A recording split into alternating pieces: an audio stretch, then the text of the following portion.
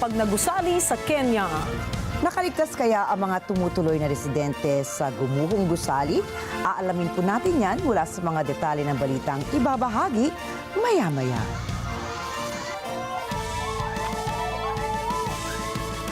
Magandang gabi. Ako po si Ricky Matay. Ako si Nina Richie Alagaw Flores. Ito ang mata ng Agila International. Para naman sa mga headlines ngayong Lunes ng gabi.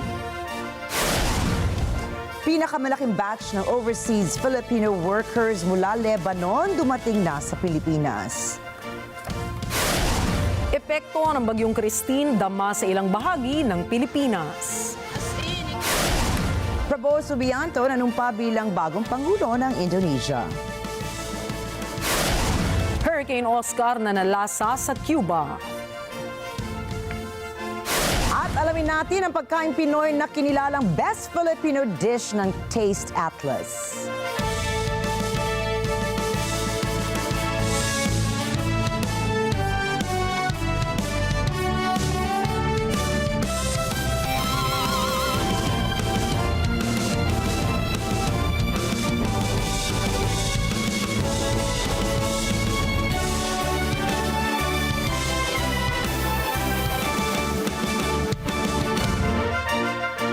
Nasa Pilipinas na ang panibagong 70 mga overseas Filipino workers o OFWs mula sa Lebanon. Ayon sa Department of Migrant Workers o DMW, ito na ang pinakamalaking batch ng mga umuwing OFWs sa Pilipinas na naipit sa digmaan ng Israel at ng Lebanon. Sa datos ng DMW, higit sa 600 OFWs kabilang ang kanilang mga dependents ang nakabalik na sa Pilipinas.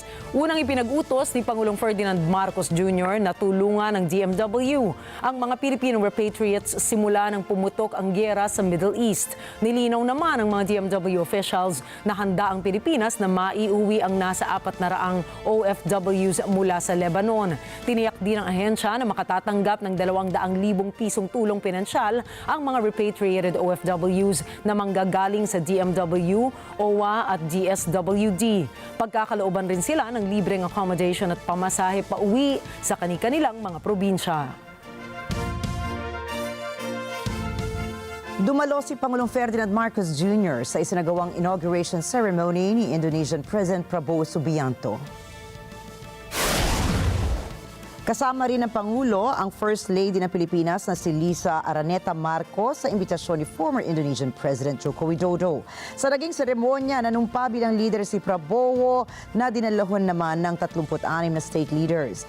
Ayon sa ulat ng Presidential Communications Office, ang pagdalo ni PBBM sa inaugurasyon ni Prabowo ay isang senyales ng commitment ng Pilipinas na mas palawigin at palalimin pa ang bilateral relations ito sa Indonesia.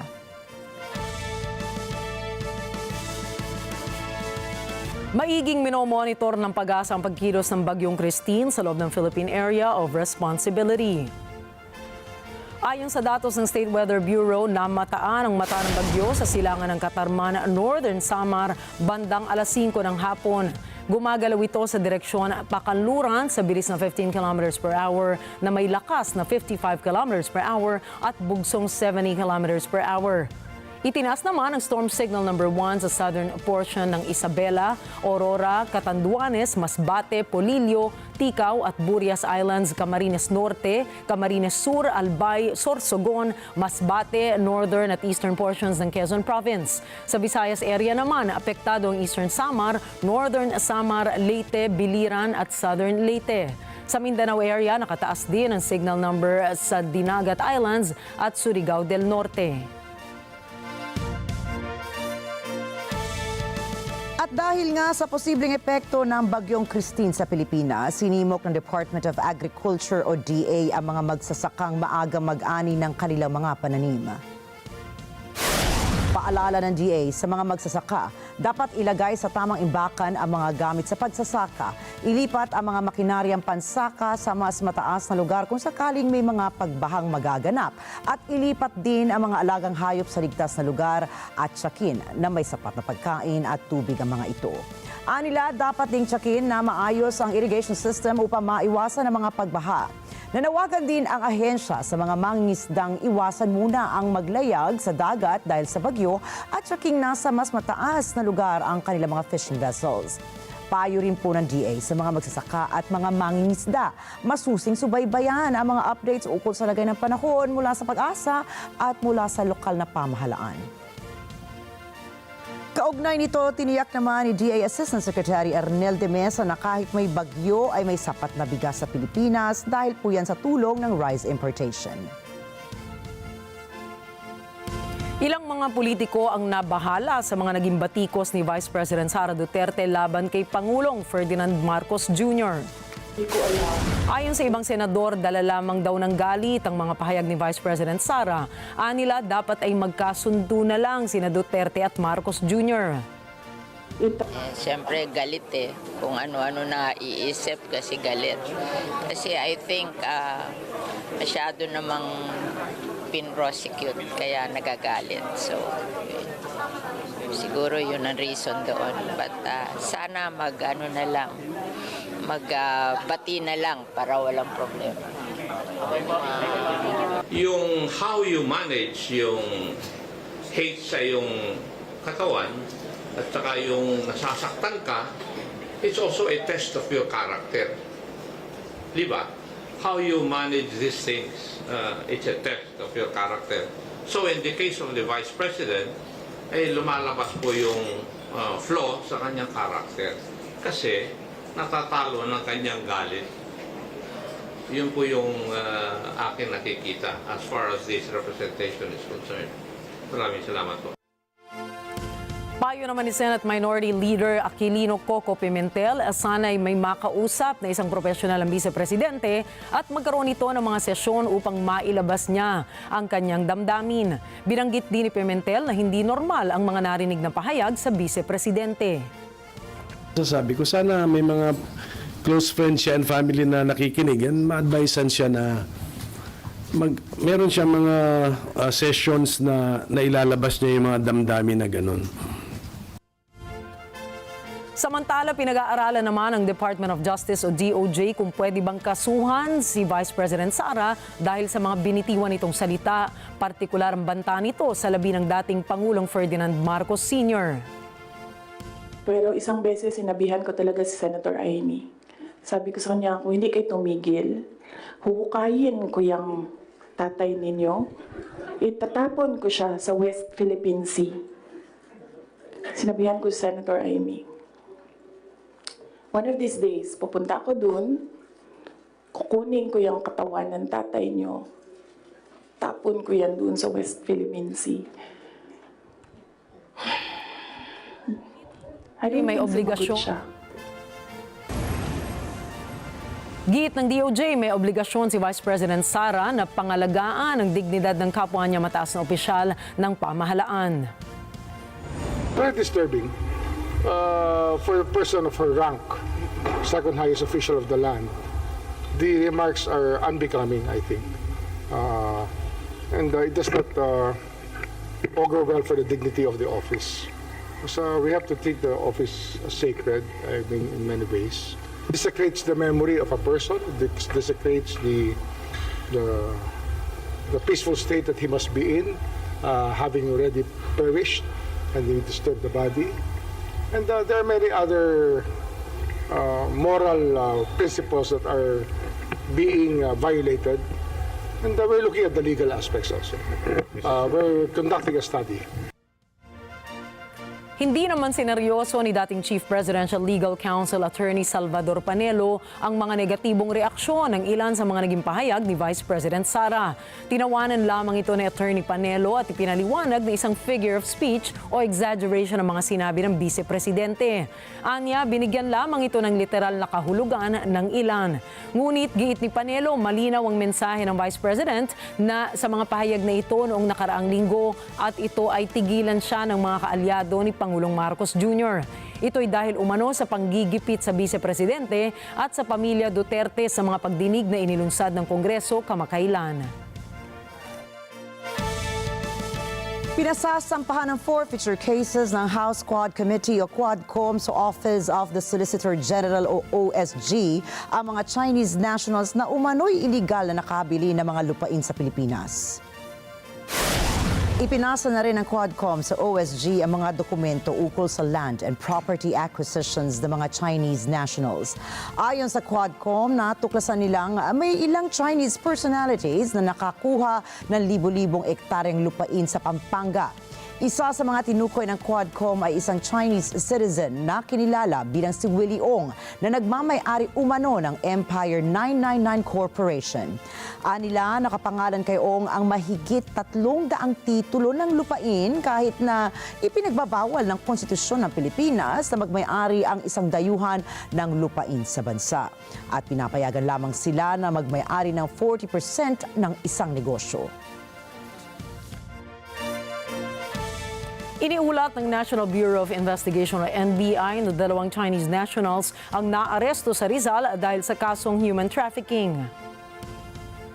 Ayon sa NBI, sina Wang Kun at Liu Xiao ay inaresto sa isang raid sa isang residential house noong Oktubre 16. Mayroon pang ikatlong sospek na kinikilala sa pangalang Ma Shanglai, ngunit wala siya sa naturang lugar at kasalukuyan pa ring hinahanap ng mga pulis. Nagsimula ang investigasyon na makatanggap ang ahensya ng reklamo na nagsabing mayroong isang Malaysian national na sapilitang pinipigilang umalis ng kanyang Chinese na amo na si Ma Shanglai. Anila, tumangging ibalik ng amo ang pasaporte ng Malaysian national kaya't hindi siya makaalis o makatakas mula sa lugar ng kanyang pinagtatrabahuhan. Magpapatupad ng rollback sa presyo ng oil products ang mga oil industry firms bukas, October 22. Batay sa advisories, ibababa nila ng 50 sentimos ang presyo ng kada litro ng gasolina. 60 sentimos naman ang kalta sa presyo ng kada litro ng diesel, 85 sentimos naman ang bawas sa kada litro ng kerosene.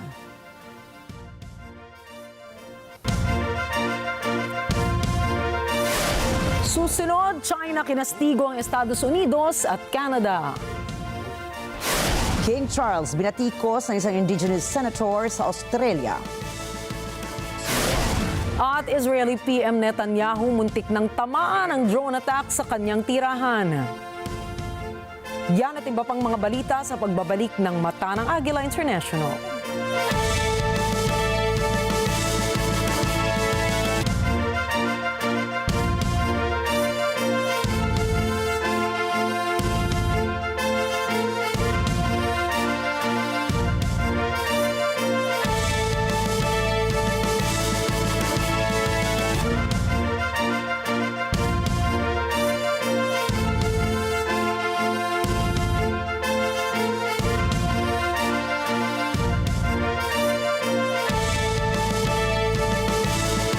This portion is brought to you by 318 Automart.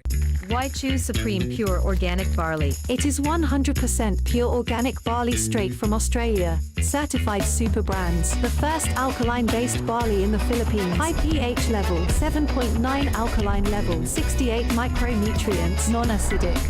It helps boost immune system, improves digestion, high in antioxidants, regulates blood sugar level and cholesterol. Wagland Basta Barley. Dapat alkaline-based Supreme Pure Organic Barley. Ang mga maiinit na balita at rumaratsyad ang usapan ng bayan. ihahatid namin sa 100%! 100% ang pagbabalita. 100% talakayan. Lunes hanggang Biyernes. Alas 5 hanggang alas 7 ng umaga. Live na live sa Radyo Agila 1062 Mega Manila. At sa NET25. 100%! Sa NET25, let's net together. Sa NET25.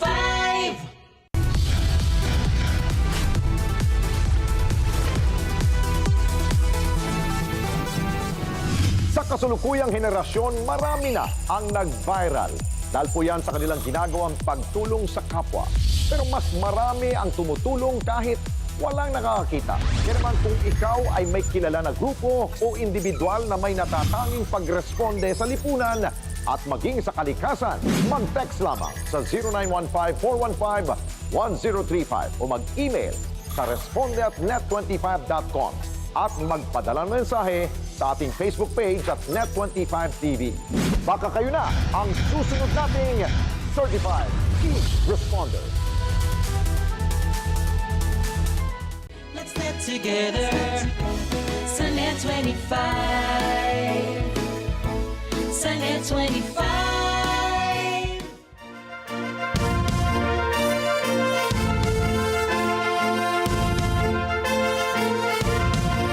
Itinalaga na si former Economic Minister at Presidente ng Taiwan Capital Investment Fund na si Lee Shin-yi bilang representante ng Taiwan sa parating na APEC Summit sa Peru.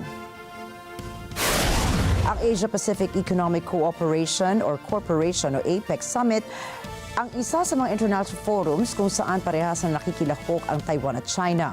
Ayon naman sa Taiwan Presidential Office, napili nila si Lin dahil sa dati na nitong karanasan sa nasabing okasyon na 2 beses na niyang nadaluhan at pinamunuan na niya ang kanilang delegasyon noong taong 2005 nang ito ay ganapin sa South Korea. Madalas na dumadalo ang Taiwan sa pagpupulong sa ilalim ng pangalan na Chinese Taipei at iniiwasan nilang ipadala ang kanilang presidente dahil na rin sa sensitibong saloobin ng ibang bansa ukol sa One China policy. Ilang beses na rin tumutol ang China ukol sa partisipasyon ng naturang bansa. Noong huling APEC Summit sa San Francisco ay nakausap ni APEC Envoy at TSMC Founder Maurice Chang sina US President Joe Biden at State Secretary Antony Blinken, subalit hindi man nito binati si Chinese President Xi Jinping. Nangako si Prabowo Subianto na lalabanan ng administrasyon niya ang korupsyon sa bansa sa kanyang panunumpa bilang bagong Pangulo ng Indonesia nitong linggo. Kita harus berani menghadapi dan memberantas korupsi dengan perbaikan sistem, dengan penegakan hukum yang tegas, dengan digitalisasi. Insya Allah kita akan kurangi korupsi secara signifikan. Tapi ini harus kita lakukan. Seluruh unsur pimpinan harus memberi contoh. Nagtalaga ng mahigpit na seguridad ang kapulisan at militar kabilang ang higit kumulang 100,000 tauhan sa Jakarta para sa seremonya. Sa kanyang talumpati, pinangako ni Prabowo na gagawin niyang mas self-sufficient ang Indonesia pagdating sa larangan ng food security at energy production. Tiniyak rin niyang magiging pangulo siya para sa lahat ng mamamayan ng bansa. Marilah kita sadar bahwa demokrasi kita harus demokrasi yang khas untuk Indonesia.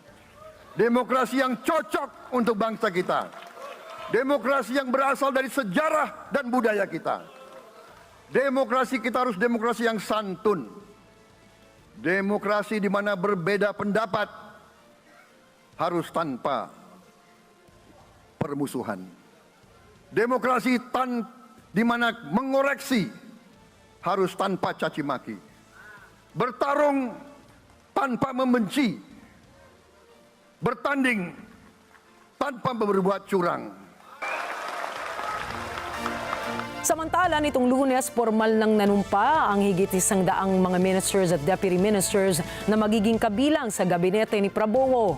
Kabilang rito ang muling pagtatalaga kay Sri Mulyani Indrawati bilang Finance Minister na mamamahala sa programa ng libreng pakain ng Pangulo at si Bahlil Lahadalia bilang Energy Minister. Ilan pa sa mga muling itinalagay sina Airlanga Hartarto bilang Chief Economic Minister at si Eric Trohir bilang Minister ng State-Owned Enterprises. Kinastigo ng China ang Estados Unidos at Canada matapos dumaan ang mga sasakyang pandagat ng Washington at ng Ottawa sa Taiwan Strait. Sinabi ng People's Liberation Army na ginambala umano ng USS Higgins at HMCS Vancouver ang tahimik na sitwasyon sa Taiwan Strait. Itinanggi naman ng Estados Unidos at Canada ang akusasyon ng China. Anila, ipinakita lamang ng Washington at ng Ottawa ang kanilang commitment sa prinsipyong pagtataguyod ng kalagayan o kalayaan sa nabigasyon para sa lahat ng mga bansa nang dumaan ang kanilang mga barko sa Taiwan. Ipinatawag ng South Korea ang Russian ambassador sa Seoul bilang protesta sa umunay pagpapadala ng mga sundalong North Korean sa digmaan sa Ukraine. Iginiit ni South Korean First Vice Foreign Minister Kim Hong-kyon ang agarang pag-alis ng mga sundalo dahil labagaan niya ito sa mga resolusyon ng United Nations. Dagdag pa ni Minister Kim na pahayag niya na nagdudulot ang insidenteng ito ng pangamba at seryosong banta sa seguridad ng South Korea at iba pang mga bansa.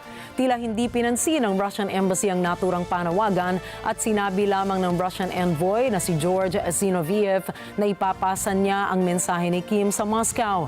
Ipinaliwanag naman ni Kremlin spokesman Dmitry Peskov na hindi dapat ikabahala ng kahit sino ang ugnayan ng Russia at ng South Korea.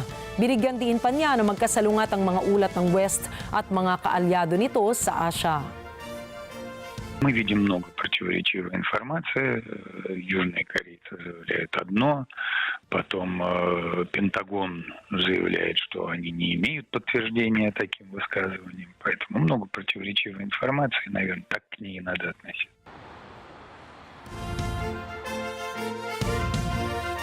Nakatakdang makipagpulong si Russian President Vladimir Putin sa mga pangunahing lider ng mundo katulad ni Xi Jinping ng China, Narendra Modi ng India at iba pa.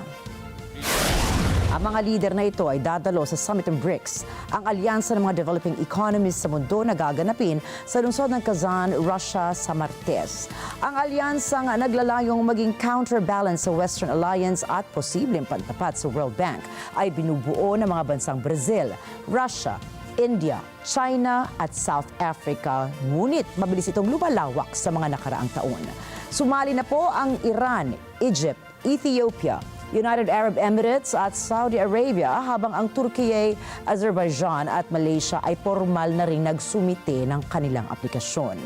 Aabot naman sa 32 bansa ang kumpirmadong lalahok sa summit at inaasahang magkakaroon si President Putin ng higit kumulang 20 bilateral meetings.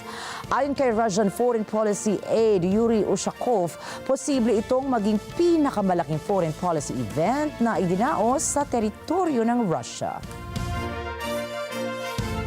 Kaugnay sa BRICS Summit, minabuti ni Pangulong Luis Inacio Lula da Silva ng Brazil na kanselahin ang kanyang pagpunta sa Russia para sa BRICS Summit. Ito ay kasunod ng payo ng kanyang mga doktor na pansamantalang iwasan ng long-distance travel matapos bahagyang mabagok ang kanyang ulo sa isang aksidente noong linggo. Nagtamo si Lula ng isang laceration sa likod ng ulo nito dahil sa isang aksidente sa bahay. Sinabi naman ng medical team ni Pangulong Lula na hindi dapat mangamba ang publiko dahil kaya pa rin itong gampanan ng kanyang tungkulin bilang presidente ng Brazil. Tiniyak ng Presidential Office na lalahok pa rin si Pangulong Lula sa BRICS Summit sa pamamagitan ng video conference.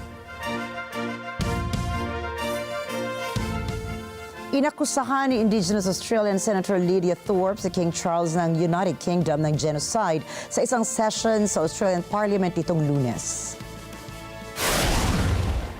Kakatapos lamang ng talumpati ni King Charles tungkol sa pagbibigay respeto sa mga indigenous population ng Australia nang sumigaw si Senator Thorpe na hindi niya kinikilala si King Charles bilang isang tanyag na hari. Inakusahan pa nito ang monarch na ninakaw umano ang kultura ng Aborigines. Sa gitna ng protesta ni Thorpe na natiling kalmado ang British King at kalaunan ay pinatalsik rin sa sesyon ang senador na kabilang sa indigenous population ng bansa. Sa kabila ng insidente ito, karamihan sa mga naroroon ay nagpahayag ng suporta para kay King Charles, kabilang na si Australian Prime Minister Anthony Albanese. Pinuri ni Prime Minister Albanese ang hari sa kanyang mahabang advokasya tungkol sa pagbabago ng klima at binanggit ang respeto ng mga Australians sa kanilang monarch. Nanguna si U.S. President Joe Biden kasama ang ilang Western leaders na manawagan kay Israeli Prime Minister Benjamin Netanyahu na tumugon sa ceasefire. We had very good meetings today with the Quad. There's unanimity on continuing to support what's going on in Ukraine, helping the Ukrainians. We also talked about the Middle East.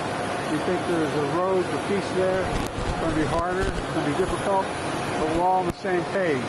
So there's total unanimity. Sa ginawang pagbisita ni Biden sa Berlin, Germany, hindi nito nalimutan ang panawagan sa Israel na dapat ay tumugon sa ceasefire, lalo na at napatay na nila ang Hamas leader na si Yahya Sinwar.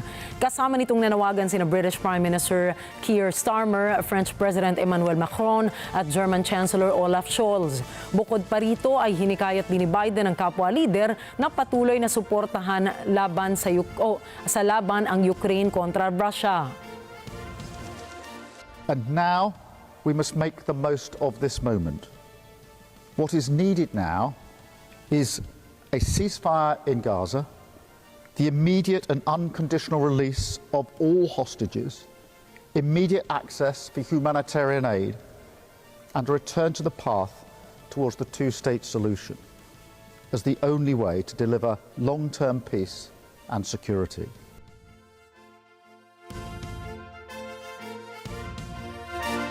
Nagpahayag ng suporta ang mga defense ministers ng Group of Seven o G7 para sa pagsali ng Ukraine sa NATO. Ipinakita rin nila ang kanilang pagkabahala sa banta ng mga peacekeepers ng United Nations na target ng Israel sa Lebanon. Pinangunahan ni Italian Defense Minister Guido Crosetto ang pagpupulong sa lungsod ng Naples. Kasama ng Italy, ang G7 ay binubuo ng Estados Unidos, Canada, France, Germany at Britain. Dumalo rin ang mga kinatawan ng NATO, European Union at Ukraine. Para sa Ukraine, nangako ang mga defense ministers ng tuloy-tuloy na suporta, lalo na ang membership nito sa NATO, kasama na rin ang pagbibigay ng tulong militar. Sa isyu naman ng Lebanon, iminungkahi ng mga lider na palakasin pa ng UN Security Council ang puwersa ng UNIFIL upang protektahan ang mga ito. Gayunpaman, binigyan diin ni Minister Crosetto na bagamat sinusuportahan ng G7 ang mga adhikaing ito, hindi nito kayang lutasin ang mga pandaigdigang tensyong mag-isa. Sinabi nila na kailangan ang pagtutulungan ng buong international community upang magkaroon ng tunay na pagbabago sa mga nasabing lugar. Ikinagalit ng United Nations ang muling pagkakadamay ng kanilang peacekeeping forces. A short period ago, 2 of my colleague peacekeepers got injured by IDF fire. This was quite an anxiety-inducing event. So at the time, I was in a bunker such as this. Even though being in a bunker, there were a lot of loud noises coming from outside that you were able to hear inside the bunker. So this alone was quite anxiety-inducing as the fighting is going on quite close. The sounds are really intense and really loud. And after hearing about my 2 colleagues getting injured, this made the anxiety levels rise even more. Sugatan ang 5 kasapi ng UNIFIL nang magsagawa ng pag-atake ang Israel sa kanilang base sa Ramia. Ang nasabing pag-atake ilang araw matapos na pinayuhan ni Israeli Prime Minister Benjamin Netanyahu si UN Chief Antonio Guterres na paalisin na sa combat zone ng UNIFIL kung ayaw nilang madamay. Ang kanilang presensya anya ay magsisilbi bilang human shield sa mga Hezbollah.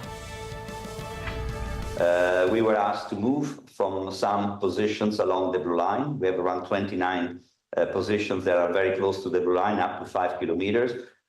We decided not to. It's important for the UN flag to still fly there, and because we are there at the request of the Security Council, there was also a strong and vocal voice from the Security Council, from the international community to stay there. Immediately after that, we've been targeted several times, 5 times, and a deliberate attack. 1 tower inside the headquarters in Nakura, 2 peacekeepers were injured, another 2 positions close to the blue line where they hit the communication system, the cameras. A drone entered very close to the bunkers where peacekeepers were sheltering. Inakusahan ni Israeli Prime Minister Benjamin Netanyahu ang grupong Hezbollah dahil umano sinusubukan siyang patayin gamit ang drone matapos susubin ang kanyang bahay sa Syria, Israel. 2 days ago, we took out Yahya Sinwar, the terrorist mastermind whose goons beheaded our men, raped our women, burnt babies alive. We took him out, and we're continuing our battle with Iran's other terrorist proxies. We're going to win this war. So will something deter you? No. Itinanggi naman ng Hezbollah ang paratang ni Netanyahu. Nag-udyok ang mas matinding hidwaan ng Hezbollah at Israel matapos mapatay ng Israel ang lider ng mga militanteng grupong Hezbollah na sina Hassan Nasrallah at si Yahya Sinwar ng Hamas. Wala naman sa kanilang bahay si Netanyahu nang maganap ang nasabing pagkatangka habang walang naitarang sugatan mula sa pag-atake ng Hezbollah. Ayon naman kay Israel military spokesperson Rear Admiral Daniel Hagari, na-intercept nila ang 3 drones na ipinadala ng Hezbollah mula sa Lebanon. Sinabi naman ni Israeli Foreign Minister Israel Katz na ang drone attack na isinagawa sa bahay ni Netanyahu ay patunay ng tunay na kulay ng Islamic Republic. Inakusahan naman ni Katz ang Iran na umano'y pasimuno ng evil axis sa rehiyon.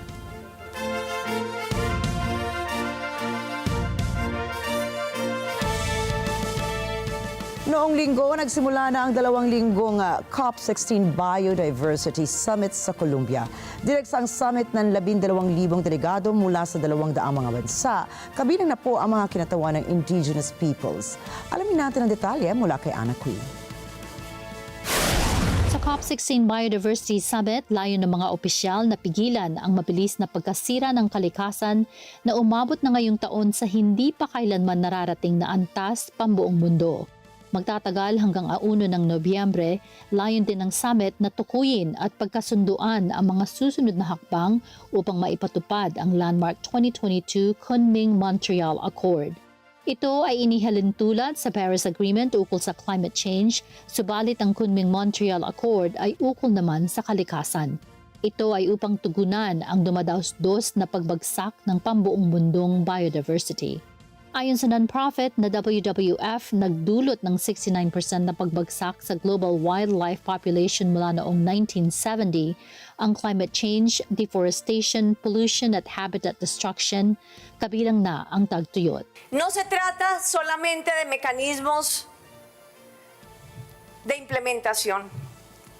Se trata en el fondo de recomponer la forma que vivimos, de recomponer el modelo de desarrollo, de recomponer, de repensar, de redescubrir cómo vivimos conjuntamente en la diversidad en un sistema que no genere permanentemente a la naturaleza como una víctima del desarrollo. Ana Cui, para sa mata ng Agila International, trusted, connected, on point. Noong linggo, binati ni Republican presidential candidate Donald Trump ng happy birthday ang kalaban nitong si US Vice President Kamala Harris. Ang birthday greeting ni Trump kay Harris ay nakatanggap ng malamig na reaksyon o pambubu ng mga tao sa Lancaster, Pennsylvania. Narito ang report ni Pearl Rogacion. Sa kanyang Pennsylvania rally noong linggo, matapos batiin ni Donald Trump si Kamala Harris sa kaarawan nito, sinabi niyang malamang ay mas may amor si Pangulong Biden sa kanya kaysa sa vice-presidente. Because of Biden and Kamala, nobody knows her as Harris. You know, I can't use the word Harris. And by the way, it's her 60th birthday, so I want to wish her a happy 60th birthday. Right? No? No, happy birthday. And many more, and I mean it, so, you know, I do mean it. I believe that Joe Biden likes me more than he likes Kamala. And who would think that? Sinisisi ni Trump si Harris na nanulot ng papel ni Biden bilang Democratic candidate para presidente. Kasabay ng pambibida ni Trump ng kanyang cognitive skills, sinabi rin nitong ang mahuhusay na mga leader sa kasaysayan ay yaong nasa edad 80 pataas. We've had some of the greatest leaders in world history that are in their 80s, but it was very interesting because in reading the article, it was a great article.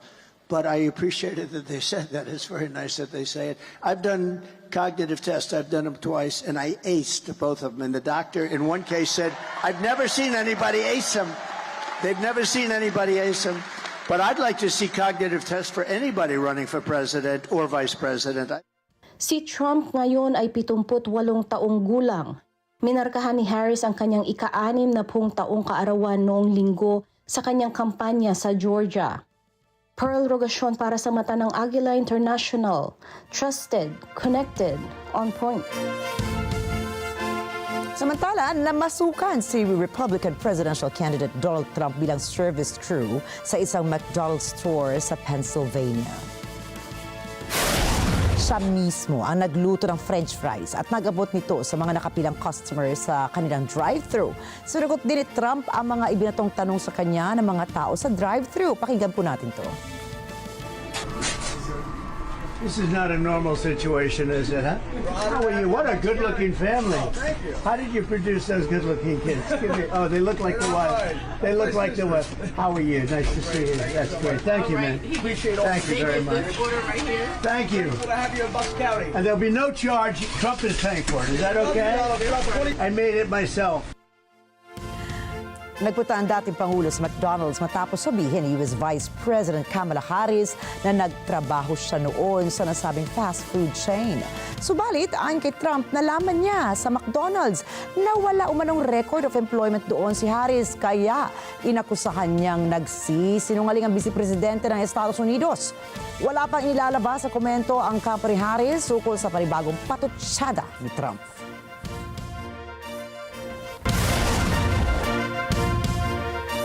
Susunod, 7 katao patay matapos gumuho ang isang daungan sa Georgia. SpaceX nagpadala ng 20 satellites sa kalawakan. At APT song ni na Rosie at Blackpink, ng Blackpink at Bruno Mars, nagtitrending na. Mga detalye ng mga balita sa pagbabalik ng Mata ng Agila International.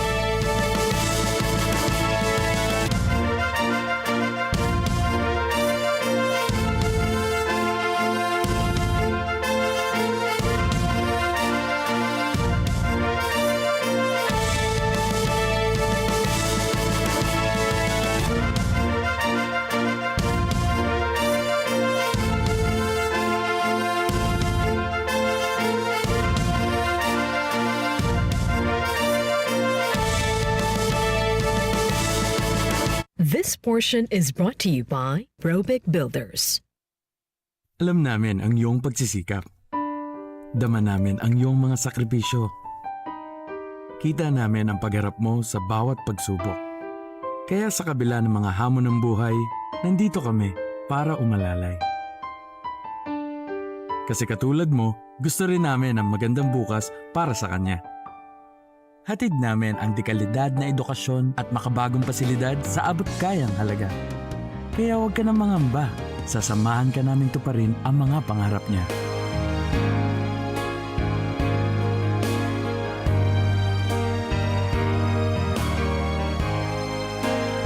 Maaasahan mong sulit dito ang mga pinagsikapan mo.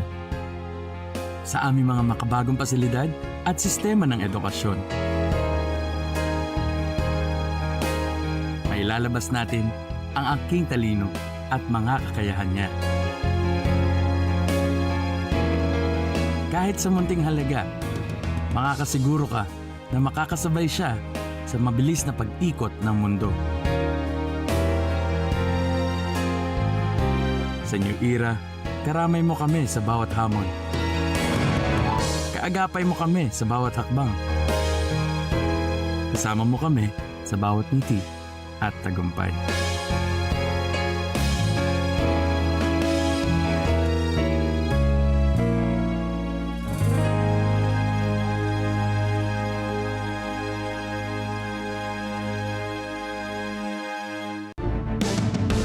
Matatag ang paninindigan. Matapang sa pagresponde. Matapat sa paglilingkod. Pati kang tagapagbalita. Mata natin sa balitaan. Alex Santos kasama gabi-gabi sa Mata ng Agila Primetime. This portion is brought to you by North Luzon Express Terminal.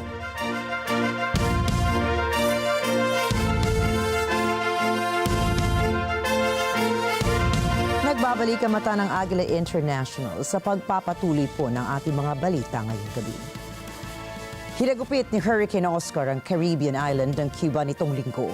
Nawala ng kuryente sa Cuba dahil sa malakas na hangin at matinding mga pagbaha. Alamin natin ang mga detalye ng balita mula kay Michelle Verzonilla. Binantaan ni Hurricane Oscar na pahirapin lalo ang pagsisikap ng gobyerno na ibalik ang serbisyo sa bansa. Ito ay habang sinusubukan nitong ibalik ang kuryente makalipas ang pinakamalalang blackout nitong mga nakaraang taon. Nagbabala ang Meteorological Survey ng Cuba ng labis na mapanganib na sitwasyon sa silangang Cuba. Samantala, inireport naman ng United States National Hurricane Center ang hanging may lakas na 120 km/h sa pagpasok ng bagyo sa bansa. Dumaan din sa Hurricane Oscar sa Great Inuga Island sa Bahamas noong umaga ng Linggo. Kinansela ng bansa ang eskwela hanggang 23 ng Oktubre na krisis ng kuryente. Essential workers lamang ang pinag-report sa trabaho ngayong Lunes. Kababalik lang ng kuryente sa 160,000 na mga kliyente sa Havana bago bumigay ang grid noong Linggo. Inaasahang hihina si Oscar paglapag nito sa northeastern Cuba. Subalit maaari pa rin itong manatiling tropical storm pagdapos sa hilagang Cuba at Central Bahamas naman sa Martes. Michelle Verzonilla para sa mata ng Agila International, trusted, connected to the point. Patay naman ang nasa 7 katao sa Georgia. Ito ay matapos gumuho ng daungan na kanilang kinatatayuan. Ayon sa mga otoridad ay naghihintay ang mga tao sa isla para sa pagdating ng ferry boat nang mangyari ang insidente. Isinugod naman ang 6 na nailigtas na ngayon ay nasa kritikal na kondisyon habang ang 2 iba pa ay patuloy na inoobserbahan sa ospital. Bukod rito ay sinabi ng Pangulo ng US na si Joe Biden na nakahanda ang kanilang gobyerno na magbigay ng suporta sa mga biktima. Kasunod nito ay nagsagawa ang mga opisyal ng investigasyon para tukuyin ang dahilan sa likod ng insidente. Gumuho ang isang 8 palapag na gusali sa Kenya. Ayon kay Nairobi Governor Sakaja Johnson, nagsimula na ang search and rescue mission para sagipin ang mga natrap na mga residente mula sa mga gumuhong gusali. Dagdag pa ng gobernador sa kasalukuyan, isang nasaktan sa naging insidente. Tumulong na rin ang Kenya Red Cross sa paghahanap ng mga nawawala pang mga tao. Inilikas na ng mga otoridad ang iba pang mga residente sa lugar dahil sa posibleng pagguho na rin ng ibang gusali roon. Ayon po sa lokal na ulat, pinaniniwala ang gumuho ang gusali dahil na rin sa paghina at pagkasira ng mga haligi nito. Nasawi ang 4 na katao matapos mag-crash na isang helicopter sa isang radio tower sa Texas ayon sa Houston Fire Department. Kita sa nakuwang footage ang aktwal na pagtama ng aircraft sa radio tower. Sinabi ng mga otoridad na privately owned ang chopper na ginamit sa insidente. Hindi naman matukoy kung saan patungo ang chopper bago ito mag-crash. Dumating na ang mga pulis at bumbero sa crash site. Nahirapan naman ang mga bumbero sa pag-apula sa apoy dahil sa mabilis na pagkalat nito sa ilang industrial sites at kabahayan sa lugar.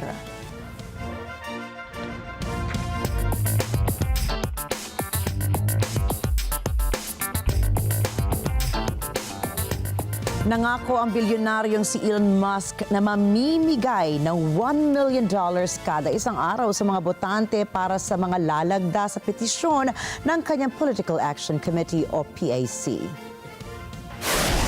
Ang PAC ay sumusuporta sa First Amendment ng US Constitution o ang freedom of speech.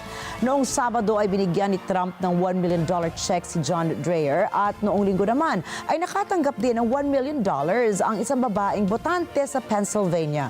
Sinusuportahan din ng grupo ni Musk ang kandidatura ni Republican presidential candidate Donald Trump. Naniniwala si Musk na kung matatalo ni Trump si US Vice President Kamala Harris sa November elections ay magiging mas ligtas sa mga syudad sa Estados Unidos.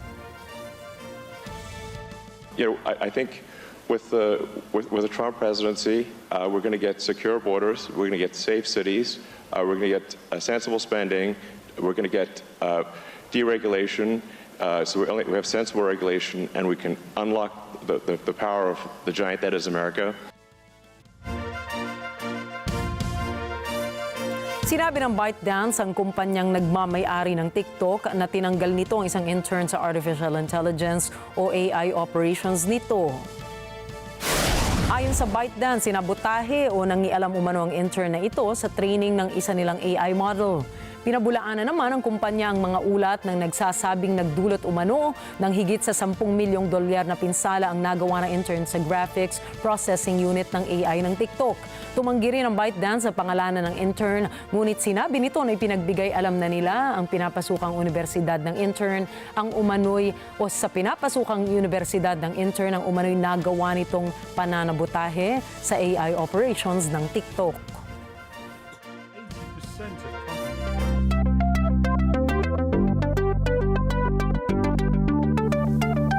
Nagpadala ang SpaceX ng 20 internet satellites ng Eutelsat bilang panghuling batch ng OneWeb constellation. Isinakay ang mga satellites sa Falcon 9 rocket mula sa Vandenberg Space Force Base sa California. Ayon sa Eutelsat, naging matagumpay ang pagpapadala ng mga satellites sa low Earth orbit. Layon ng Eutelsat na magkaloob ng internet service sa buong mundo sa pamamagitan ng 634 satellites nito sa space. Umaasa naman ang kumpanya na magiging matatag ang constellation dahil sa patuloy na paglago ng bilang ng mga customers nito. Naglabas ang Meta ng bagong artificial intelligence o AI model na kayang mag-evaluate ng ibang AI.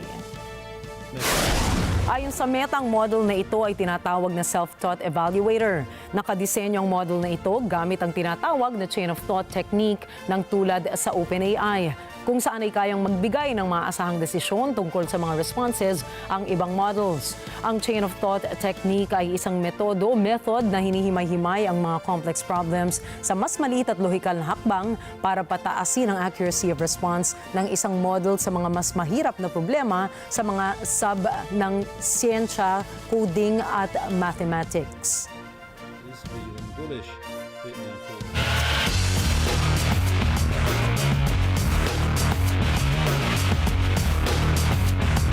Naging matagumpay po ang pagbabalik ni Cameroonian fighter Francis Ngannou sa mixed martial arts. Ito ay matapos na mapabagsak si Renan Ferreira na sa unang round pa lamang sa kanilang heavyweight fights sa Professional Fighters League o PFL. Ang nasabing laban na Battle of the Giants na ginanap sa Saudi Arabia, sa simula pa lamang ay pinalunalan na ni Ngannou ng mga suntok at sipa si Ferreira. Inialay naman ni Ngannou ang kanyang panalo sa kanyang namayapang anak na si Kobe Ngannou. Naging emosyonal si Novak Djokovic nang talunin ang matagal na niyang karibal na si Rafael Nadal sa Six Kings Slam Exhibition Games sa Saudi Arabia.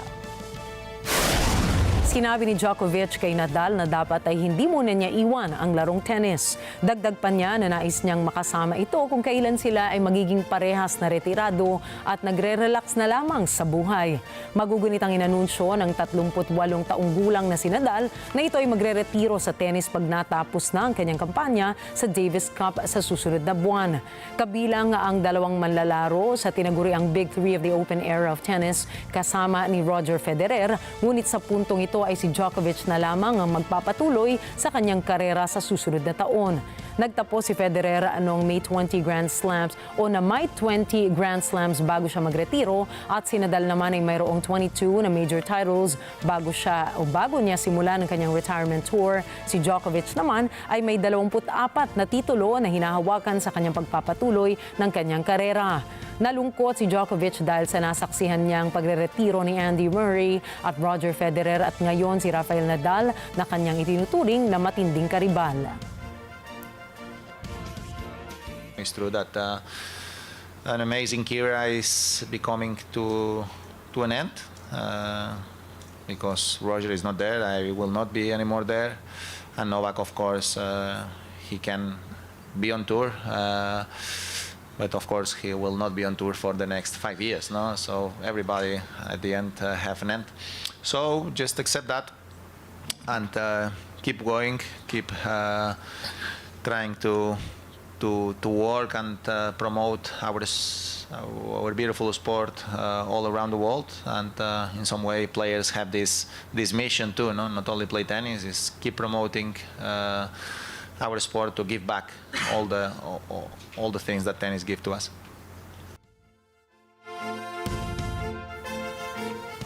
Tinalo ng Team Asia ang Team Europe sa unang tournament ng Reyes Cup. Sa score na 11-6 ay sinelyuhan ng grupo ni na captain at billiard icon Efren Bata Reyes ang pagkapanalo ng Team Asia sa larong billiards.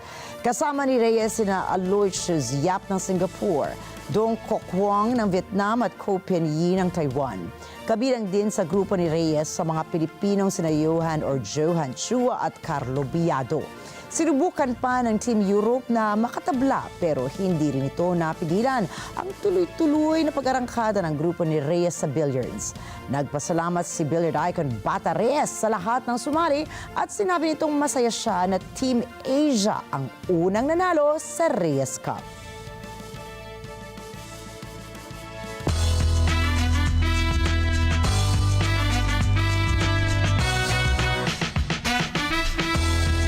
At pasok po ngayon ang bagong kanta na APT ni Blackpink's Rosie at Bruno Mars sa katlong pwesto sa global Spotify charts. Matatandaang inilabas lamang nito Biyernes ang APT na kaagad naman nag-trending globally sa mga fans. Patunay nito ay umabot sa 6.85 million ang streams ng kanta sa digital music service na Spotify. Nanguna rin ang bagong kanta sa YouTube Music Korea Daily Chart na may kabuuang 2.6 million plays. Ayon naman kay Rosé ay nagmula ang inspirasyon ng pagbuo sa kanta mula sa sikat apartment game sa South Korea. Bida sa APT ang funny at chill vibes ng dalawa habang naglalaro at kumakanta sa background ng apartment game. Samantala, nakatakda namang ilabas ni Rosie ang kanyang buong solo studio album sa darating na December 6. Samantala, agaw pansin sa ginanap na 2024 Rock and Roll Hall of Fame induction ang ilan sa mga sikat na artists sa industriya.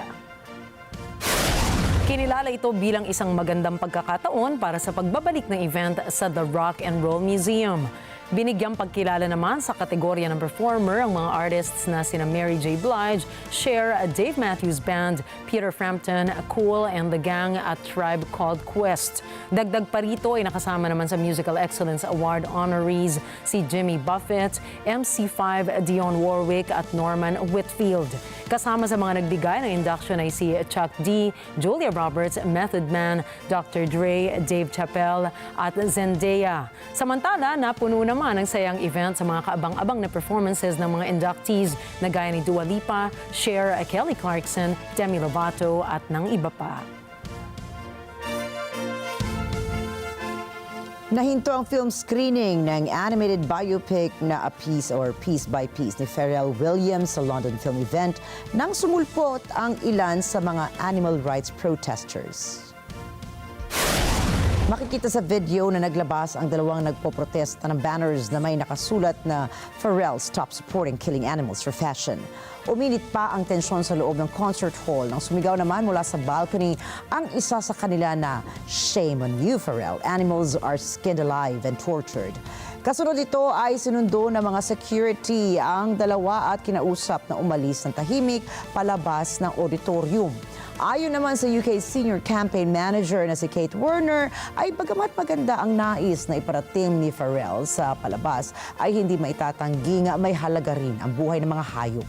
Samantala, matatandaan naman na nitong nakaraang buwan nang sugurin ng mga nagpoprotesta ang stage ng Piece by Piece premiere sa Toronto International Film Festival.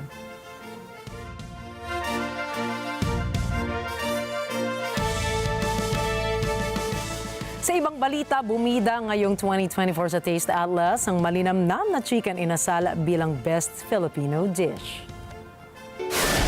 Nakilala ang inihaw na manok mula sa nakatatakam nitong lasa at kulay dilaw nitong kulay na talagang mapapa-only rice ka sa sarap. Nagmula ito sa bakolod na may sangkap na manok, suka, lemongrass, luya, bawang at iba pang spices bago ito ihawin. Napalitan naman ito sa pwestong sikat na sinigang mula sa 100 listahan ng top Filipino dishes. Nakakuha ang chicken inasal ng 4.5 mula sa ratings at review ng mga food experts noong October 16.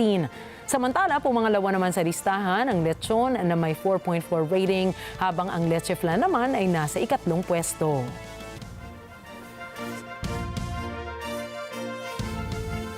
Matagumpay na naisagawa ang 2024 Academy Museum Gala kung saan ay nakakuha ito ng 11 milyong dolyar para sa exhibit at EDUC initiatives.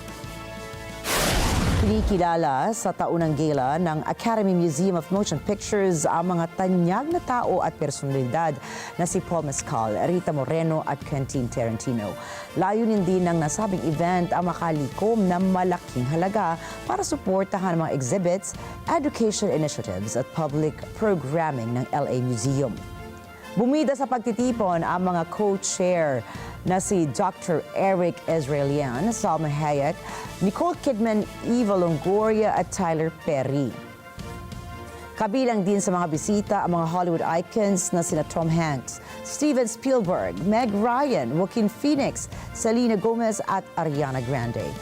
Samantala, tumanggap ng Vantage Award sa event ang actor na si Paul Mescal bilang ng pagkilala sa konteksto ng kanyang galing sa pag-arte sa mga pelikula.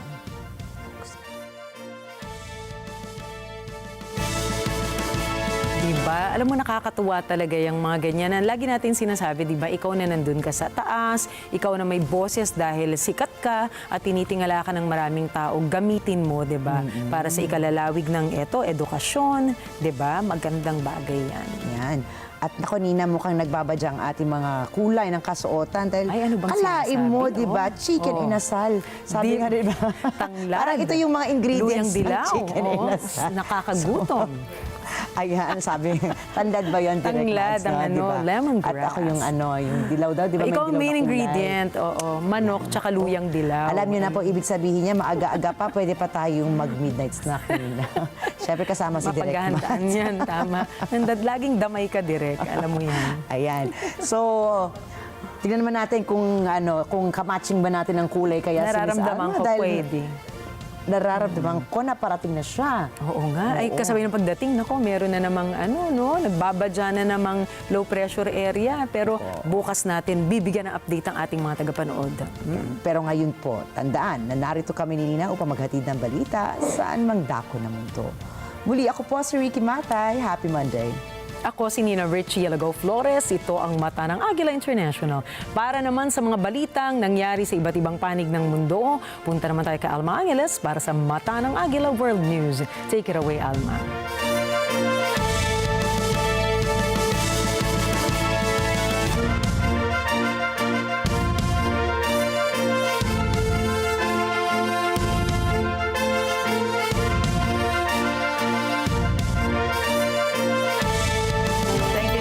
Good evening, everyone. I'm Alma Angeles for NET25 World News. On tonight's headlines, on both presidential candidates as they make their final push in crucial battleground states, encouraging voters to get to the polls. We will win.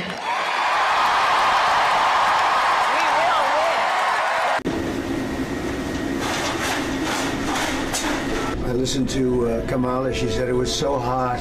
It was so hot. It was such a tough job. But don't you have a man that's been doing it for many years at the French fries, right? I want to learn everything. Ukraine has released a video that allegedly shows North Korean soldiers in Russia. It's raising questions about whether North Korean troops could soon be fighting in Ukraine on behalf of Moscow. So, we know about 10,000 soldiers of North Korea that they are preparing to send fight against us. And the news starts now.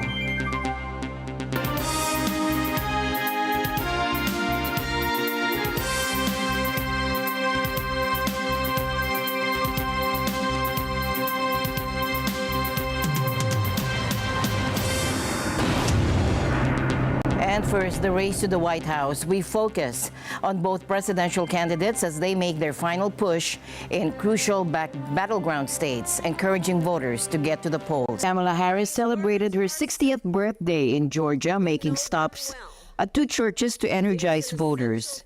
One of those stops, she received a special birthday performance from Stevie Wonder, who sang to her in celebration.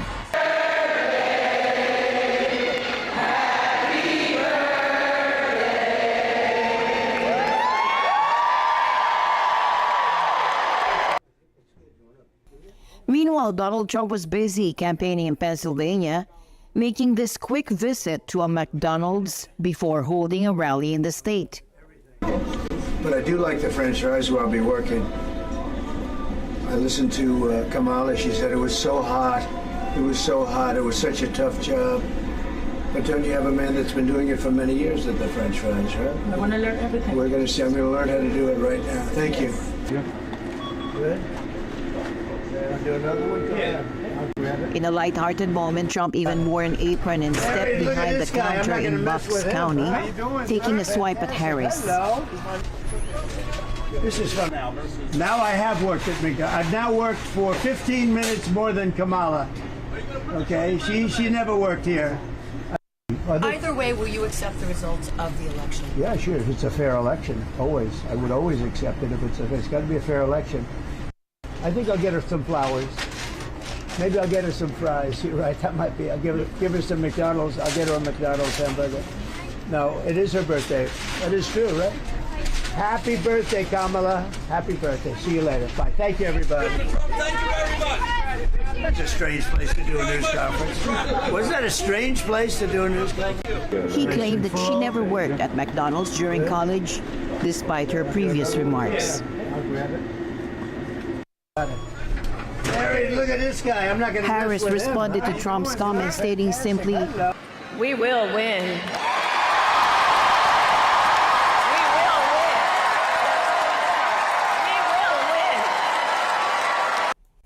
tonight both candidates find themselves back in Pennsylvania. Harris will continue campaigning near Philadelphia with Liz Cheney, while Trump is expected to attend a Pittsburgh Steelers game.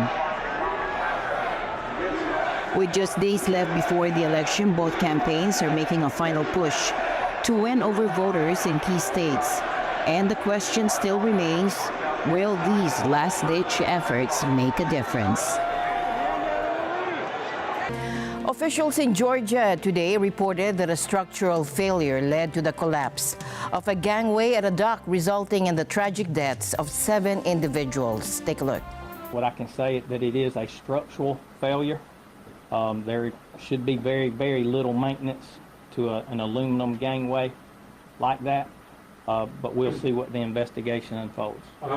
Typically, less than 100 people come and go at any given time, depending on the events that are going there. We run a state park there, the Reynolds Mansion. We have guests that come there. We have a number of tourists that come and support the community as well. Regarding a gangway that had collapsed on the Sapelo Island Visitor Ferry Dock. Multiple agencies responded to this incident, and once we got on scene, we realized that we had possibly 20 people or more that had went into the water because of the collapse of this gangway. At this time, we're conducting an investigation. It'll be ongoing for some time to determine the cause of this incident. But as of now, we have recovered 7 victims that lost their lives because of this incident. We have 6 people who were critically injured, and we have 2 people who have been life flighted outside to other hospitals for treatment. As I said, this is an ongoing investigation. The DNR engineering and construction team is en route to the scene. The incident occurred last night on Sapelo Island, located about 60 miles south of Savannah. This unfortunate event unfolded during a cultural festival, causing the community to shift from celebration to mourning. Investigators are currently examining the reasons behind the gangway's failure, which sent at least 20 people plunging into the murky waters. Initial findings indicate a catastrophic failure of the dock or the gangway. The collapse took place during a festival honoring the Gullah community, descendants of enslaved West Africans. Sapelo Island, which can only be accessed by boat, has a small population of residents, but hundreds flocked to the celebration. Officials are reporting that upwards of 40 people were on the gangway at the time of the incident, which they believe should have been able to support them. Ukraine has released a video that allegedly shows North Korean soldiers in Russia. It's raising questions about whether North Korean troops could soon be fighting in Ukraine on behalf of Moscow. Take a look. The footage posted by Ukraine Center for Strategic Communications has sparked fresh concerns. In a video shared on social media, people in military uniforms, reportedly North Koreans, are seen lining up at a training facility in Russia's Far East. The video, which runs for about 30 seconds, shows them receiving supplies and conversing in Korean. Now, what's behind all this? Ukraine's Defense Intelligence Chief, Kiriilo Budanov, says around 11,000 North Korean infantry troops are currently being trained in Russia, and he believes they'll be combat ready to fight against Ukraine by November 1st. So, first of all, we have information from our intelligence. That's really, I think, big problem that some officers of North Korean army is already on a temporary occupied Ukrainian territory from the side of Russian enemies. So they joined it to Russian army. Then, I don't know the number of them, but from intelligence I know that Russia is counting because of gap in mobilization, because of lots of losses, Russian losses, and Putin is afraid of mobilization very much because social opinion is against, his social opinion is against of mobilization. That's why he is trying to involve other participants of this war. So we know about 10,000 soldiers of North Korea that they are preparing to send fight against us. This is really urgent thing which I spoke about it with the United States. I spoke about it now just with all the leaders, and I said that the first example, when the second officially, when the second country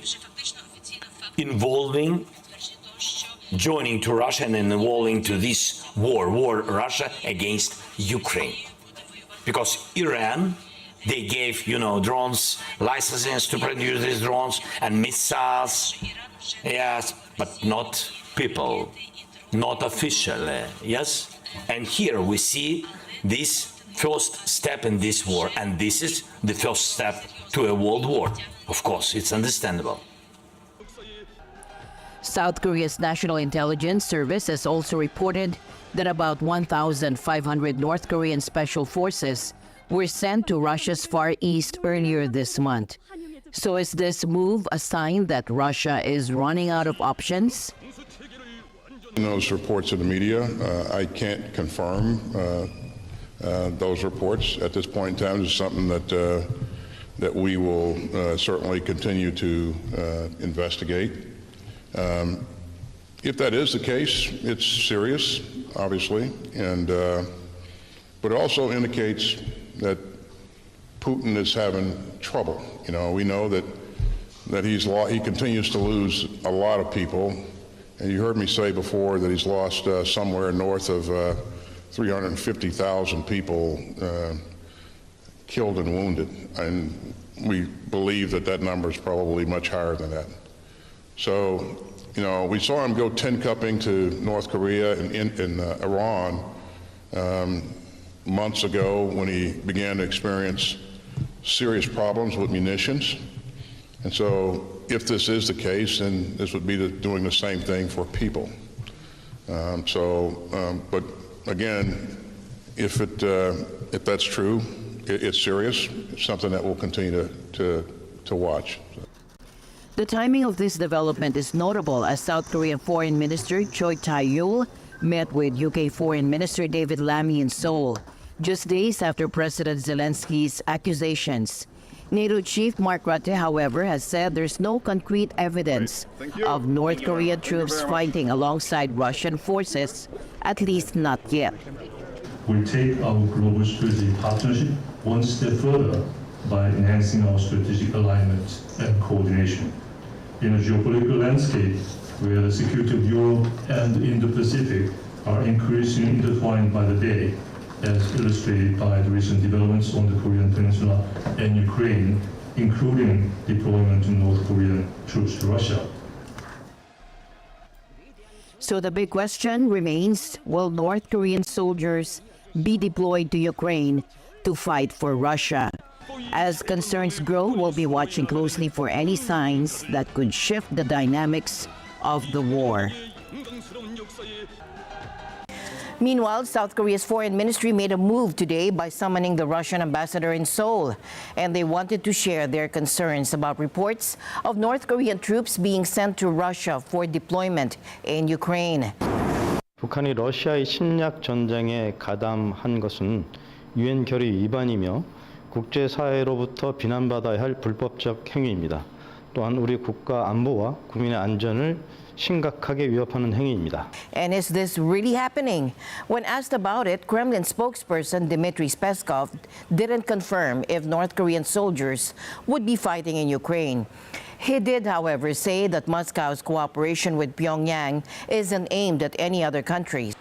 Северная Корея, Корейская Народно-Демократическая Республика является нашим близким соседом, нашим партнером. И мы развиваем наши отношения во всех областях. И это наше суверенное право. И это ни у кого не должно вызывать каких-то обеспокоенностей, потому что это сотрудничество не направлено против третьих стран. Мы будем развивать это сотрудничество и дальше. What does this mean for international relations? And why would North Korea help Russia? Well, Russian President Vladimir Putin mentioned a treaty he signed with Kim Jong-un during his visit to Pyongyang in June. And this treaty included a clause for mutual assistance, so both sides can help each other against external aggression. When asked if this means Russia could support Pyongyang in a conflict on the Korean Peninsula or if North Korea might sideline with Russia in a conflict with the West, Peskov said the pact, quote, implies truly strategic deep cooperation in all areas, including security. Analysts suggest North Korea could gain a lot from providing weapons and troops, like experience and insight from operating on a battlefield. 북한 경제에 상당한 경제적인 상승 효과를 가져올 수도 있다. 왜냐하면 노동자 파견하고 군인들이 가는 것은 임금 체계가 완전히 다른 거거든요. 그래서 굉장히 북한은 러시아 특수라고 하는 것을 이번에 누리려고 할 것이다. 또 하나는 이제 러시아 쪽의 첨단 무기랄지 또는 첨단 무기 체계 이것을 북한이 습득하거나 또는 북한의 지금 파병된 군인들뿐만 아니라 북한 군의 중요한 무기를 업그레이드 시킬 수 있는 그런 중요한 계기가 마련될 수 있다. Plus, with sanctions hurting its economy due to its nuclear weapons program, Pyongyang seems to be benefiting from significant imports of oil and other products from Russia, according to foreign intelligence and satellite imagery. A report by a think tank connected to South Korea's NIS estimates that the cash-strapped North earned about $540 million last year from arms sales to Russia. Israel fought on two fronts this weekend. In Lebanon, hundreds fled Beirut amid explosions as Israel targeted Hezbollah sites. In Gaza, an Israeli strike on Beit Lahia left at least 87 dead or missing. Thomas Eyelikeness for more. Witnesses saw dense plumes of black smoke billowing in the air after at least 10 blasts. Panicked crowds clogged the streets and caused traffic jams in some parts of Beirut as they tried to get to neighborhoods thought to be safer. Israel says it's attacking the infrastructure belonging to the Hezbollah Al-Qard al-Assan Association. The U.S. has said Al-Qard al-Assan manages the finances of Hezbollah and has more than 30 branches across Lebanon. Earlier on Sunday, Israel said it had hit Hezbollah's intelligence headquarters and an underground weapons workshop in Beirut. Meanwhile, in northern Gaza, rescuers on Sunday continued recovering people from the rubble after an Israeli attack on the city of Beit Lahia. The strike comes 2 weeks into a major assault around Jabalia, where Israel says its troops have been trying to root out remaining Hamas fighters. Israel says the strike hit a Hamas target. Israel is also preparing to retaliate for an Iranian missile barrage earlier this month, though Washington has pressed it not to strike Iranian energy facilities or nuclear sites. Republican presidential candidate Donald Trump says he spoke by phone with Israeli Prime Minister Benjamin Netanyahu, and he claims Netanyahu asked him what he thought he should do about Iran. He was asking what I thought, and I just said, you do what you have to do. Democratic presidential candidate Kamala Harris also weighed in on the Middle East on the weekend, and she says despite setbacks, she would not give up pushing for an end to the Israeli-Hamas war. You know what, listen, as it relates to the issues in the Middle East and in particular in that region, it has never been easy. But that doesn't mean we give up, okay? It is always going to be difficult. It does not mean we give up. We can't give up. With U.S. elections approaching, officials, diplomats, and other sources in the region say Israel is seeking through military operations to try to shield its borders and ensure its rivals cannot regroup. Thomas I. Likeness, NET25 World News. The U.S. is investigating the leak of 2 classified documents detailing Israel's preparations for a retaliatory strike on Iran, according to House Speaker Mike Johnson. The documents, believed to be from the National Geospatial Intelligence Agency, were shared on the Telegram app and include U.S. assessments of Israeli Air Force and Navy plans based on satellite imagery from October 15 to the 16th. The first document, titled Israel Air Force Continues Preparations for Strike on Iran, outlines activities related to missile handling. The second, Israel Defense Forces Continue Key Munitions Preparations and Covert UAV Activity Almost Certainly for a Strike on Iran, discusses preparations involving drones.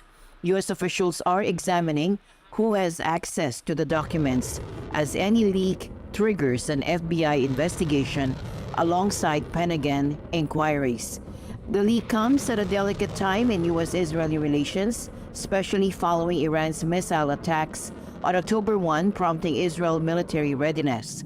Former Deputy Assistant Secretary of Defense Mick Mulroy emphasized that if Israeli tactical plans have indeed been leaked, it represents a serious breach of security. One document even implies Israel possesses nuclear weapons, although it states there are no indications Israel plans to use them against Iran. President Biden previously indicated awareness of Israel's potential actions against Iran, while also expressing a desire to end the cycle of retaliatory strikes. And the news continues here on NET25 World News. We'll be right back. Stay tuned.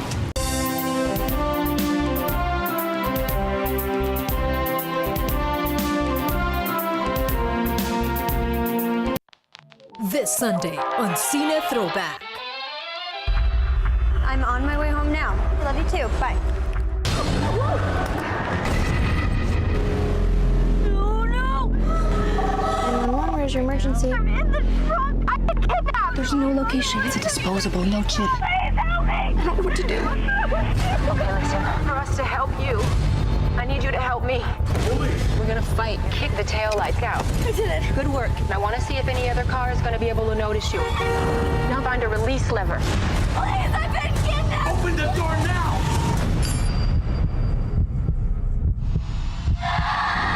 Do not hurt that little girl. You don't have to do this. It's already done. We are gonna find you.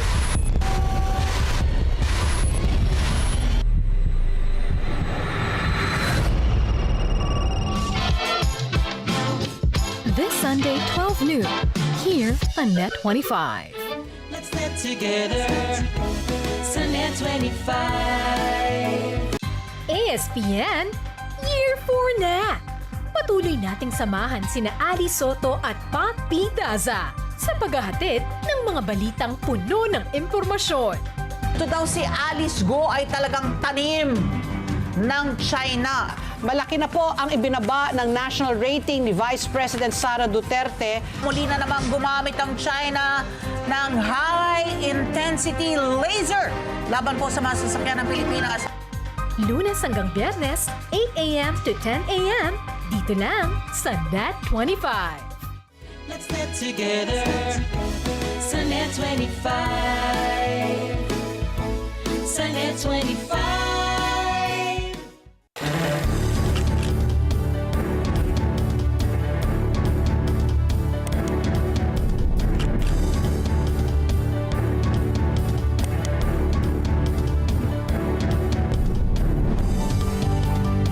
signal to the world that we are open for business. Open for Business with Cesar Vallejos. Every Sunday, 9 p.m. Sa NET25.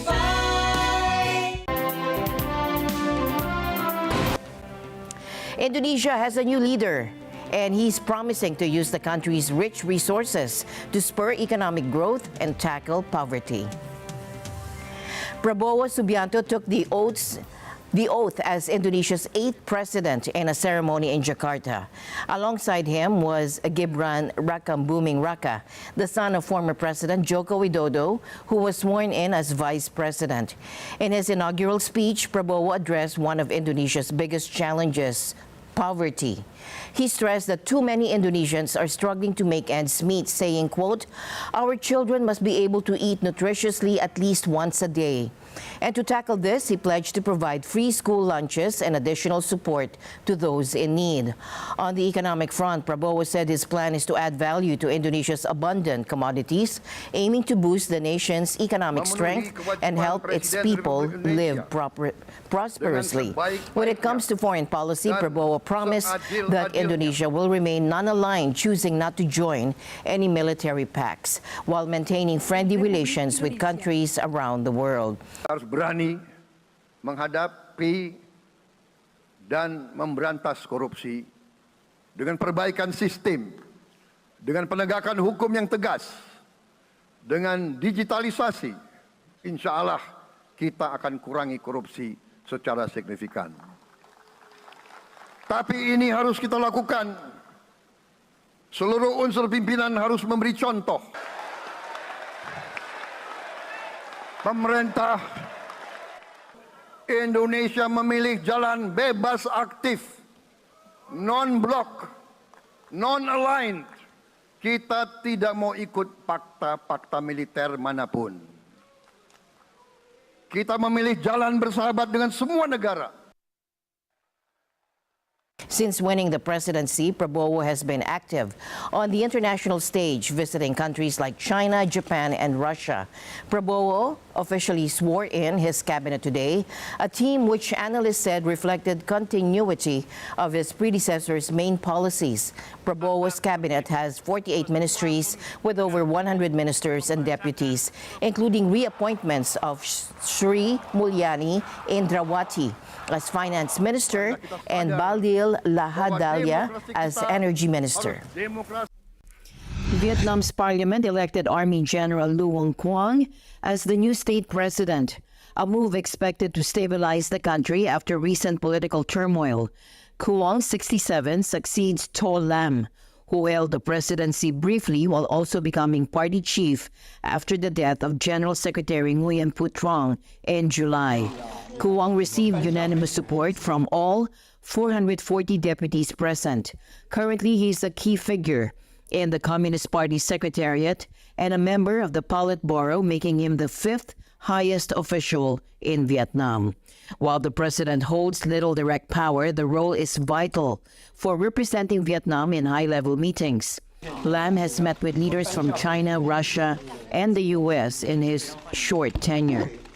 The recent leadership changes, prompted by an anti-corruption campaign that led to the resignations of 2 state presidents and a parliament chairman, surprised many, especially foreign multinationals invested in Vietnam's economy.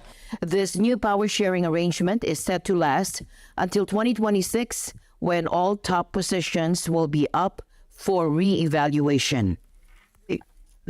Filipino fans came together at a mall in Manila to pay their respects to English singer Liam Payne after his tragic passing. Since bata pa po kasi ako, part na siya ng buhay ko. Sobrang dami niya pong binago sa akin. I was actually 10 years old back then when naging start po ako maging fan ng 1D, and nasa college na ako. And I'm still the biggest fan of them kahit nagsasolo na po sila. Nag-i-inspire po sila lagi sa mga music nila kahit po hindi na sila whole band. For me, Sobrang importante, sobrang nagkaroon siya ng big impact, lalo na sa childhood ko. Like, actually, I'm 25, and at 13 years old, sila talaga yung first, or sila yung nag-introduce sa akin sa pop culture. Kasi sila yung nag-heal nung batang ako, yung younger self ko, lahat sila, yung joy and yung happiness na nangyari sa akin nung bata ko. Lahat, kanta nila, silang 5, as in, bumuo sa akin nung bata ako.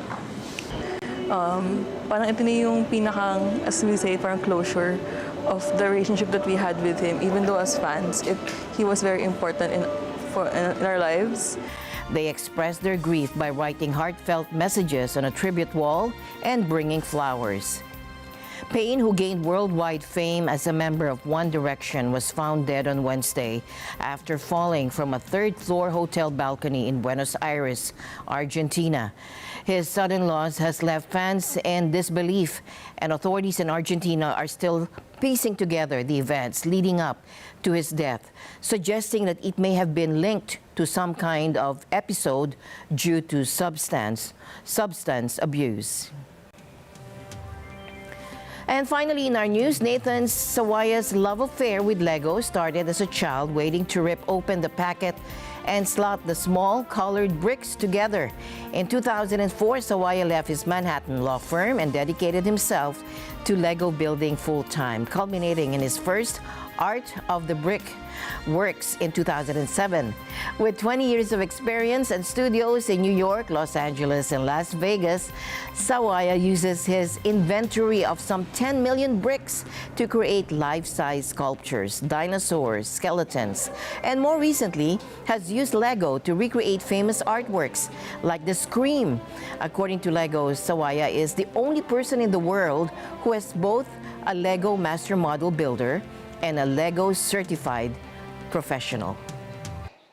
But it was later in life I would rediscover Lego bricks as an art medium. I actually was a practicing lawyer in New York City. I would come home after a long day at the law firm and I'd want some sort of creative outlet. I tried different things, but just one day I thought, well, what about those toys from my childhood? Could I create sculptures out of Lego bricks? So I started experimenting, and that's what really set me on my path. It started off where I was just doing it on my own. I was buying bricks where I could find them, you know, not just from stores, but from like used bricks off of eBay or other websites. And I did get contacted by Lego early on in my career, my Lego career, asking some questions about what I was doing. And we had a good exchange. And it eventually led to a good business relationship. So now I, like everyone else, still buy all my Lego bricks, but I buy them directly from Lego. When it comes to a particular sculpture, let's say a life-size human form, you're looking at anywhere between 10, 15, probably 20,000 bricks. And that's going to take me, you know, up to 2 to 3 weeks of just full days working on it. So it is a job that needs patience. And with that, we end tonight's broadcast. For everyone here on NET25, I'm Alma Angeles. Thank you all for joining us. Good night.